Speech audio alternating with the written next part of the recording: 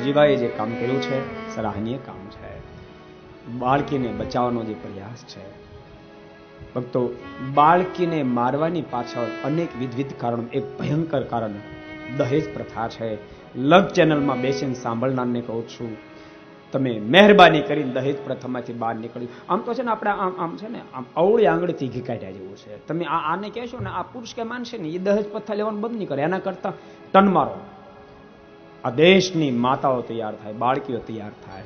જે પુરુષ એમ કે દહેજ આપો તો તારી સાથે પરણું, એને મર્દાનગીથી કહી દો કે તારા જેવા માય કાંગલાની સાથે પરણે મારે શું લેવાનું છે?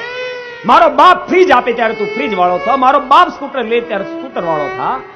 તો મારા બાપની કમાણી ઉપર તારે જીવન જીવો, તારા કાંડામાં તાકાત ન અંતરો. માય કાંગલા, તારી સાથે હું જ પરણવા તૈયાર નથી. આમ હવે આ દેશની નારીને તૈયાર થવાની જરૂર છે. ભક્તો, જે દેશની નારી મહાન એ દેશ મહાન. યાદ રાખજો ભક્તો, લખો હોય તે લખજો.